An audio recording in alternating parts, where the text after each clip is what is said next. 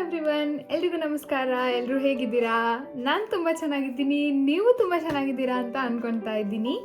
And ನಾನು ಒಂದು good news ಜೊತೆ ಬಂದಿದ್ದೀನಿ, that I got a job. Yes, ಕೆಲಸ ಸಿಕ್ತು ಫೈನಲಿ. ಸಿಕ್ಕಿ ಆಲ್ಮೋಸ್ಟ್ ನನಗೆ 2 ತಿಂಗಳಾಗ್ತಾ ಬಂತು, but I am updating it now. ತುಂಬ ಏನು ಒಂದರಿಂದ ಒಂದು ಅಂತ ಕೆಲಸ ಬಂದುಬಿಡ್ತು. ಕೆಲಸ ಸಿಕ್ಕಿದಾದಮೇಲೆ ಮನೆ ಖಾಲಿ ಮಾಡಬೇಕಿತ್ತು. ಅದು ಖಾಲಿ ಮಾಡಿಲ್ಲ ಇನ್ನೂ, ಅಂದರೆ ಟರ್ಮಿನೇಷನ್ ಲೆಟರ್ ಕಳಿಸ್ಬೇಕಿತ್ತು, ನನ್ನ ವೀಸಾ ಚೇಂಜ್ ಮಾಡಿಸ್ಬೇಕಿತ್ತು. Like there were so many things.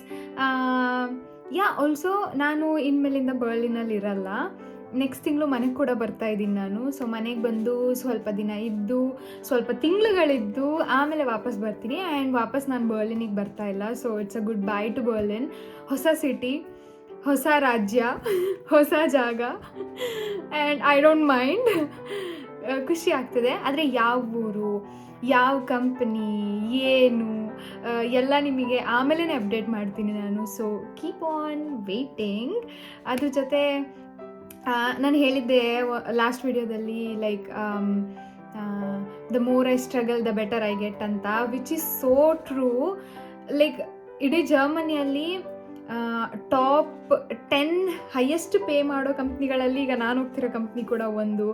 And I am going to fintech. So ಇವಾಗ ಹೇಗಿರುತ್ತೆ ಫೀಲ್ಡ್, ಆ ಥರ.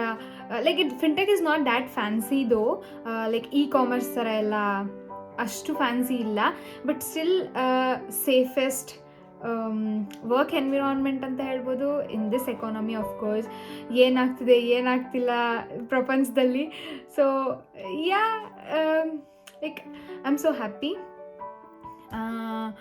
ಸೊ ದ ಟೈಮ್ ಲೈನ್ ಹೇಳಬೇಕಂತ ಅಂದರೆ, ನನಗೆ ಈ ಕಂಪ್ನಿ ಇಂಟರ್ವ್ಯೂ ಪ್ರೊಸೆಸ್ ಸ್ಟಾರ್ಟ್ ಮಾಡಿದ್ದು ಸೆಪ್ಟೆಂಬರಲ್ಲಿ and it ended in November. So almost ಒಂದು 3-3.5 ತಿಂಗಳು ರಬ್ಬರ್ ಎಳ್ದಂಗೆ ಎಳೆದುಬಿಟ್ರು, ವಿಚ್ ಇಸ್ ವೆರಿ ಕಾಮನ್ ಜರ್ಮನಿಯಲ್ಲಿ. ನೀವು ಯಾವುದೇ ಕಂಪ್ನಿ ಕೂತ್ಕೊಂಡ್ರೂ 3 ತಿಂಗಳು it's something like very average time line.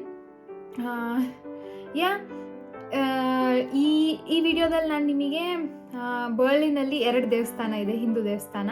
ಒಂದು ಗಣಪತಿ ದೇವಸ್ಥಾನ, ಬಟ್ ಎಲ್ಲ ದೇವ್ರುಗಳಿದ್ದಾವೆ. ಇನ್ನೊಂದು ಮುರುಗನ್ ಟೆಂಪಲ್ ಅಂತ, ಅದು ಬಂದು ಶ್ರೀಲಂಕಾ ಅವ್ರು ನಡೆಸ್ತಾ ಇರೋದು. ಬಟ್ ಅಲ್ಲಿ ಜಾಸ್ತಿ ಶ್ರೀಲಂಕಾ ಮತ್ತು ತಮಿಳಿಯನ್ಸ್ ಅವರೇ ಹೋಗೋದು, ಇಂಡಿಯನ್ ತಮಿಳಿಯನ್ಸ್. ಅದು 2 ದೇವಸ್ಥಾನ ಈ ವಿಡಿಯೋದಲ್ಲಿ ತೋರಿಸ್ತೀನಿ. ಜೊತೆಗೆ ಒಂದು get ready with me video ಕೂಡ ಮಾಡಿದ್ದೀನಿ, ಯಾಕಂದರೆ ನಾನು ಗಣಪತಿ ದೇವಸ್ಥಾನಕ್ಕೆ ಹೋಗ್ತಿದ್ದಿದ್ದು ಸಾಯಿ ಸಂಧ್ಯಾಗೋಸ್ಕರ. So I was getting ready. Yes, ಇದಾದಮೇಲೆ ನೀವು if I am really active, ನಾನು ಲೇಸಿ ಆಗಿಲ್ಲ ಮತ್ತು ನನಗೇನು ಕೆಲಸ ಇಲ್ಲ ಅಂದರೆ ಐ ಡೆಫಿನೆಟ್ಲಿ ಅಪ್ಲೋಡ್. ಇದಾದಮೇಲೆ ನಾನು ನನ್ನ ವೀಸಾ ಪ್ರೋಸೆಸ್ ಆಗಿರ್ಬೋದು, ನಾನು ಮತ್ತೆ ಒಂದು ಟ್ರಿಪ್ ಹೋಗಿದ್ದೆ 10 days, ಅದು ಎಲ್ಲ ಆ್ಯಡ್ ಮಾಡೋಕ್ಕೆ ಟ್ರೈ ಮಾಡಿದ್ದೀನಿ. You can expect those vlogs after this video. And that's it. ಸದ್ಯಕ್ಕೆ ಈಗ ಈ ವಿಡಿಯೋನ ಕಂಟಿನ್ಯೂ ಮಾಡೋಣ. And I am so happy. Congratulations.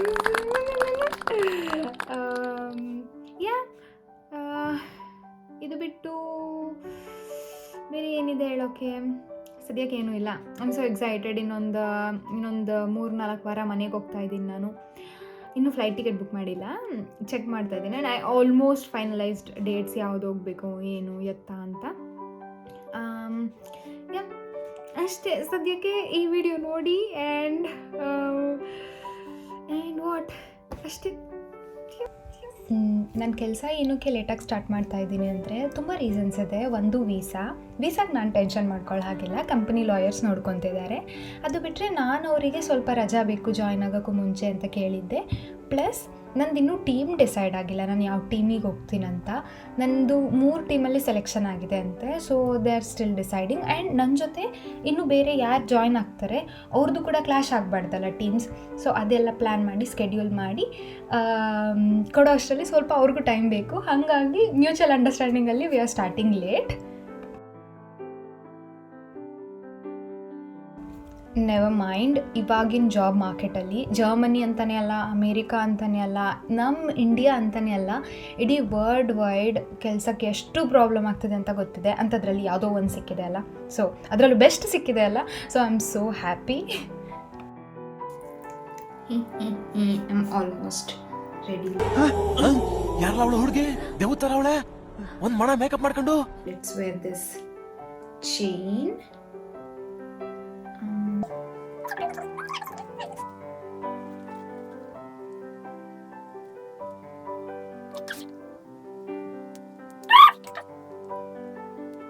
Yay! I don't know why I'm wearing blue color, but I have only blue color. Okay. I have this too, and I don't know which one to wear. ಒಂದು ಕೆಲಸ ಮಾಡ್ತೀನಿ, I'll wear both of them and we'll see.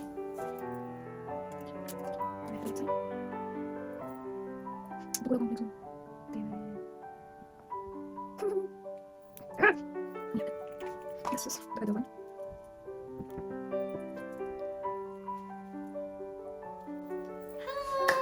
ಯಾವ್ದು ಚೆನ್ನಾಗಿದೆ ಇದ್ರಲ್ಲಿ ಕಾಣಿಸ್ತೀವಿ.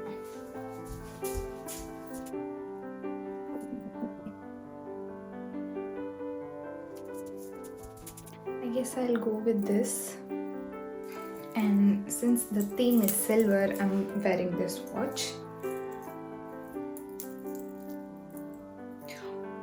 ಏನು ಗೊತ್ತಾ, ನಾನು watch ಕೂಡ ಡೆಲ್ಲಿಯಲ್ಲಿ ತಗೊಂಡಿದ್ದು, ಕುರ್ತಾ ಕೂಡ ಡೆಲ್ಲಿಯಲ್ಲಿ ತಗೊಂಡಿದ್ದು.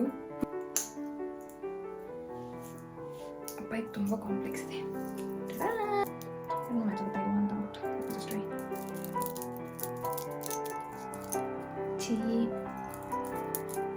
ಇದು ಡಬಲ್ ಜಿ. ಬೇಡ ನಂಗಿದು, but I don't have anything to wear with watch. ಕೈಗೆ ಹಾಕೊಂಡ್ರೆ ಯಾಕೆ ಜಾತ್ರೆ. Now it's time for bindi. ಯಾಕೆ ಕೊಡೋದಂತ ಮಾಡ್ತೀನಿ. Let's go with this because it's silver. ಆ ಕಡೆ ಹಾಕೋಬೇಕು. I guess ಈಗ ಪರವಾಗಿಲ್ಲ. ಇನ್ನೊಂದು ಸ್ವಲ್ಪ ಜಾಸ್ತಿ ಮಾಡಕ್ ಹೋದ್ರೆ ಹೂ ಸ್ಟಾಪ್ಡ್ ಯು, ನಿಮ್ಮನ್ನ ತಡೆದಿರುವವರು ಯಾರು? ನಾನು ಬ್ಲ್ಯಾಕ್ ಮ್ಯಾಜಿಕ್ ಮಾಡೋಳ್ ತರ ಕಾಣಿಸ್ತೀನಿ. Now it's time for hair style. I don't know what I'll do. ನನ್ನ ತಲೆ ಅರ್ಧ ಒಣಗಿದೆ, ಅರ್ಧ ಹಸಿ ಇದೆ. ಫ್ರೀ ಹೆಡ್ಸ್ ಬಿಟ್ಟರೆ ಓಲೆ ಮುಚ್ಚೋಗುತ್ತೆ, which I really don't want. And pony ಹಾಕಿದ್ರೆ ಇಟ್ಸ್ ಗುಡ್.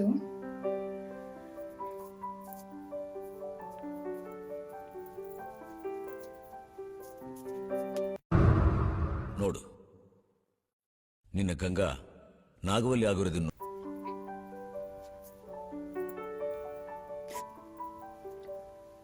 ಈ ಎರಡು ಸೈಡ್ ಯಾಕೆ ಅನ್ನಿ ಇದೆ ಗೊತ್ತಾ? ನಾನು ಕಟ್ ಮಾಡಬೇಕಾದ್ರೆ ನಮ್ಮಮ್ಮ ಬೇಡ ಅಂದರು.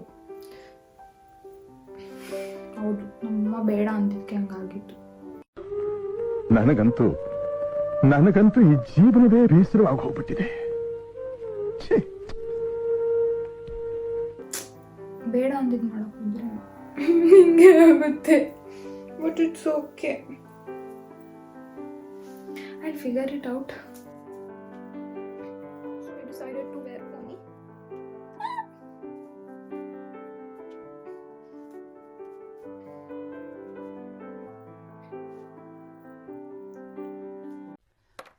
ಅಲ್ಲಲ್ಲಲ್ಲಲ್ಲಲ್ಲಲ್ಲ, ಇದು ನನ್ನ ಔಟ್ಫಿಟ್ ಆಫ್ ದ ಡೇ. ಹೇಗಿದೆ ಅಂತ ಹೇಳಿ. ರೆಡಿ ಆಗಿಬಿಟ್ಟು ನಾನು ಮನೆಯಿಂದ ಆಚೆ ಹೊರಟೆ, and it was a surprise for me. ಎಷ್ಟು ಚಳಿ ಆಗ್ತಾಯಿತ್ತು ಅಂದರೆ ತುಂಬ ಚಳಿ ಆಗ್ತಾಯಿತ್ತು. So I am going to take the bus ನಾವು. ಇವತ್ತು ಸಂಡೇ, ಯಾರೂ ಇಲ್ಲ ಆಚೆ, ಅಂದರೆ ಸ್ವಲ್ಪ ಕಾರ್ಸ್ ಓಡಾಡ್ತಿದ್ದಾವೆ ಅಷ್ಟೇ. ಆ್ಯಂಡ್ ಮಳೆ ಬಂದು ಹೋಗಿದೆ, ಚಳಿ ಕೂಡ ಆಗ್ತಾಯಿದೆ unfortunately. So ya, let's go take the bus. Green signal ಇದ್ದಾಗ ಮಾತ್ರ ರೋಡ್ ಕ್ರಾಸ್ ಮಾಡಬೇಕು guys. It is good manners. Also ನಮ್ಮ ಏರಿಯಾದಲ್ಲಿ ಆ್ಯಕ್ಚುಲಿ ಆ ಟೈಮಲ್ಲಿ ಕನ್ಸ್ಟ್ರಕ್ಷನ್ ನಡೀತಿತ್ತು. Bus stand first of all ದೂರ ಇತ್ತು, ಅದನ್ನು ತೊಗೊಂಡೋಗಿ ಇನ್ನೂ ದೂರ ಇಟ್ಬಿಟ್ಟಿದ್ರು ಈ ಕನ್ಸ್ಟ್ರಕ್ಷನಿಂದಾಗಿ. ಇದು ಟೆಂಪರರಿ ಬಸ್ ಸ್ಟ್ಯಾಂಡ್ ಸೆಟಪ್, ಅದ್ರ ಮೇಲೂ ಯಾರು ಗೀಚಾಡಿ ಏನೇನೋ ಮಾಡಿದ್ದಾರೆ. ಆ್ಯಂಡ್ ಫೈನಲಿ ನಮ್ಮ ಬಸ್ ಬಂತು. ಡೈರೆಕ್ಟ್ ಬಸ್ ಇದೆ ಗೈಸ್. ಒಂದು 50 ನಿಮಿಷ ಆಗುತ್ತೆ, ಬಟ್ ಸ್ಟಿಲ್ ಫೈನ್, ಚೇಂಜ್ ಮಾಡೋದೇನಿರಲ್ಲ, ಒಂದೇ ಸಲ ಡೈರೆಕ್ಟ್ ಬಸ್. ನಾನು ಆ ಮಂತಲ್ಲಿ ಡಾಯ್ಚ್ಲ್ಯಾಂಡ್ ಟಿಕೆಟ್ ತೊಗೊಂಡಿರಲಿಲ್ಲ, ಅಂದರೆ ಪಾಸ್. ಸೊ ಈಗ ಟಿಕೆಟ್ ತೊಗೊಳ್ತಾ ಇದ್ದೀನಿ. ಇದು €3.80 ಒನ್ ವೇ, ಮತ್ತೆ ವಾಪಸ್ ಬರೋಕ್ಕಾಗಲ್ಲ. ಆ್ಯಂಡ್ 2 hours ಜರ್ನಿ ಮಾತ್ರ. ಇಷ್ಟಕ್ಕೆ €3.80. ಇವಾಗ €4 ಆಗಿದೆ, ರೌಂಡ್ ಆಫ್ ಮಾಡಿಬಿಟ್ಟಿದ್ದಾರೆ. ಯಾಕಂದರೆ ಇನ್ಫ್ಲೇಷನ್, ಜಾನ್ವರಿಯಿಂದ ಎಲ್ಲ ಪ್ರೈಸಸ್ಸು ಜಾಸ್ತಿ ಆಯಿತು. ಆ್ಯಂಡ್ ಈ ನಾಯಿನ ನೋಡಿದರೆ ನಮ್ಮೂರಲ್ಲಿರೋ ನಾಯಿ ಥರನೇ ಅನಿಸುತ್ತೆ ತಾನೇ. ನಮ್ಮ ರೋಡಲ್ಲಿ ಈ ಥರ ಒಂದು ಸಿಮಿಲರ್ ನಾಯಿ ಇತ್ತು, ಬಟ್ ಇಷ್ಟುದ್ದ ಮುಖ ಇರಲಿಲ್ಲ ಆಫ್ಕೋರ್ಸ್. ಬಟ್ ಇದ್ರದ್ದು ಪ್ರಿಂಟ್ ನೋಡೋಕ್ಕೆಲ್ಲ ಒಂದೇ ಥರ ಕಾಣಿಸ್ತಿತ್ತು. ನಾನು ನೋಡ್ತಾ ಇದ್ದೆ ಇನ್ನು ಯಾವಾಗ ಬರುತ್ತೆ ಅಂತ, ಯಾಕಂದರೆ ನಾನು ಮುಂದೆನೇ ಬಂದು ನಾಯಿನ ನಿಲ್ಲಿಸ್ಕೊತಿದ್ರು ಲಿಟ್ರಲಿ. ನನಗೂ ನಾಯಿಗೂ ಆಗೋದೇ ಇಲ್ಲ. ಸೊ ಆವಾಗಲೇ ತೋರಿಸಿದ ಒಂದು ನಾಯಿನ, ಇವಾಗ ಇನ್ನೊಂದು ನಾಯಿ. ಇದು ಫುಲ್ ಬ್ಲ್ಯಾಕ್ ಇತ್ತು. ಅಂದರೆ ಫ್ರೆಂಡ್ಲಿ, ಕಚ್ಚಲ್ಲ ಇಲ್ಲಿ. ಇಫ್ ಇನ್ ಕೇಸ್ ನಾಯಿ ಏನಾದರೂ ನಮಗೆ ಕಚ್ಚಿದ್ರೆ ನಾಯಿ ಓನರ್ ನಮ್ಮನ್ನ ನೋಡ್ಕೊಳ್ಬೇಕಾಗುತ್ತೆ. ಸೊ ಓನರ್ ತುಂಬ ಕೇರ್ಫುಲ್ ಆಗಿರ್ತಾರೆ, ನಾಯಿ ಕೈಲೆಲ್ಲ ಕಚ್ಚೋಕ್ಕೋಗಲ್ಲ. ಟ್ರೈನ್ ಚೆನ್ನಾಗಿ ಮಾಡಿರ್ತಾರೆ. ಫೈನಲಿ ನಮ್ಮ ಸ್ಟಾಪ್ ಬಂತು. ಇಳಿತಾ ಇದ್ದೀನಿ. ಸ್ಟಾಪ್ ಬಂದು ಹರ್ಮನ್ ಪ್ಲಾಟ್ಸ್ ಅಂತ. ಅಲ್ಲಿಂದ ದೇವಸ್ಥಾನಕ್ಕೆ ಒಂದು 5 ನಿಮಿಷ ವಾಕ್. 5 ನಿಮಿಷ ವಾಕ್ ಕೂಡ ಏನಿಲ್ಲ, ಬೇಗ ತಲುಪಿಬಿಡ್ಬೋದು. ಮತ್ತು ಇನ್ನೊಂದೇನೆಂದರೆ, ಈ ದೇವಸ್ಥಾನ ಕನ್ಸ್ಟ್ರಕ್ಷನಲ್ಲಿದೆ. ಸೊ ಇದು ಆ್ಯಕ್ಚುಯಲ್ ದೇವಸ್ಥಾನ, ಬಟ್ ದೇವ್ರು ಇವಾಗ ಸದ್ಯಕ್ಕೆ ಈ ದೇವಸ್ಥಾನದೊಳಗಿಲ್ಲ. ಅಂದರೆ ಇದು ಒಂದು ದೇವಸ್ಥಾನದ ಫೀಲ್ಡ್ ಆಯಿತಾ. ಅಲ್ಲಿ ಏನು ದೇವಸ್ಥಾನ ಕಾಣಿಸ್ತದೆ ಎಕ್ಸಾಕ್ಟಾಗಿ ಅದರಿಂದೆ ಈಗ ಸದ್ಯಕ್ಕೆ ಟೆಂಪರರಿ ದೇವಸ್ಥಾನ ಥರ ಮಾಡಿದ್ದಾರೆ. ಯಾಕಂದರೆ ಇದಿನ್ನೂ ಕನ್ಸ್ಟ್ರಕ್ಷನಲ್ಲಿದೆ ಅಲ್ಲ. ನಾನು ತುಂಬಾ ಬೇಗ ಬಂದಿದ್ದೆ. ಲೈಕ್ 12 ಗಂಟೆಗೆ ಟೆಂಪಲ್ ಓಪನ್ ಆಗೋದು. ನಾನು ಬಂದಾಗ ಇಟ್ ವಾಸ್ ಲೈಕ್ 11:30 ಹಂಗಾಗಿತ್ತು. ಅದಕ್ಕೆ ಒಂದು ಶೋಕಿಗೋಸ್ಕರ, ರೀಲ್ಸ್ಗೋಸ್ಕರ ವೀಡಿಯೋ ಮಾಡೋಣ ಅಂತ ಟ್ರೈ ಮಾಡಿದೆ, ಬಟ್ ಅದು ಚೆನ್ನಾಗಿ ಬರಲಿಲ್ಲ. ಅದಕ್ಕೆ ಅಟ್ಲೀಸ್ಟ್ ಓಕೆ ವ್ಲಾಗ್ಸಲ್ಲಿ ಹಾಕೋಣ ಅಂತ ಹಾಕ್ತಾಯಿದ್ದೀನಿ. ಕಾಯ್ದಾದ್ಮೇಲೆ ಒಂದು ಅಜ್ಜಿ ಬಂದರು. ಅವರು ದೇವಸ್ಥಾನ ಓಪನ್ ಮಾಡಿದ್ರು.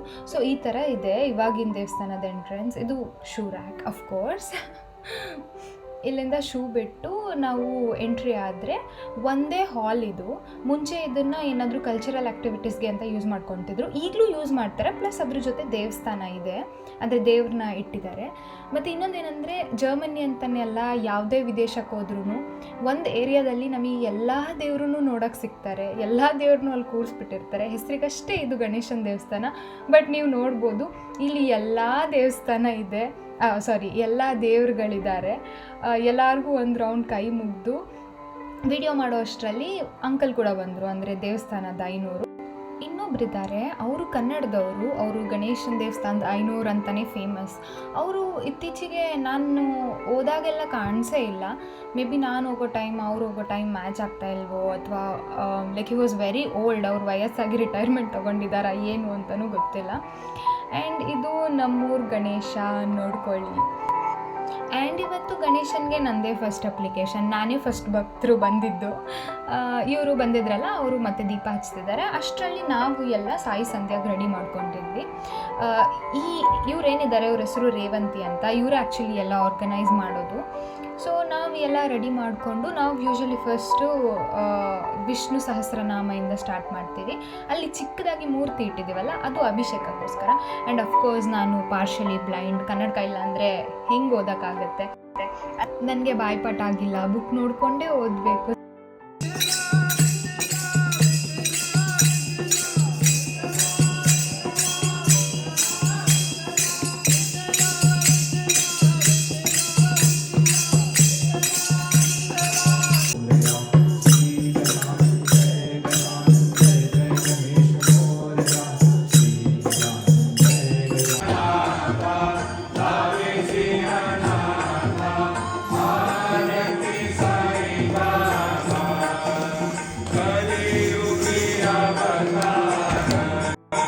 ಪ್ರಸಾದ ತಿಂದ್ಕೊಂಡು ನಾನು ದೇವಸ್ಥಾನದಿಂದ ಹೊರಟೆ. ಆ್ಯಂಡ್ ಶಿರಡಿಯಿಂದ ಡೈರೆಕ್ಟ್ ಪ್ರಸಾದ ಸಿಕ್ಕಿದೆ ನನಗೆ. ಹೋದ ಸಲ ಪರಿಚಯ ಆದವರೊಬ್ಬರು ತಂದು ಕೊಟ್ಟಿದ್ದು ಈ ಸಲ. ಮತ್ತು ನನಗೆ ಬಸ್ಸಲ್ಲಿ ಒಬ್ಬ ಜರ್ಮನ್ ಹುಡುಗ ಸಿಕ್ಕಿದ್ದ. ಎಷ್ಟು ಚೂಟಿ ಅಂದರೆ ಕೇಳಿಸ್ಕೊಳ್ಳಿ. Weil ich dann sehen kann, wie ich als Batman aussehe. Ich kann verstehen ein bisschen Deutsch, aber ich kann sprechen English. Ja. Allerdings, Lernst du English? ich glaube, ich lerne jetzt bald. Ah, Ich weiß auch nicht, was Seng ist. ich lerne Deutsch. Ja. ist auch okay. Also ich lerne das Wort von Afrika und das von was ich noch.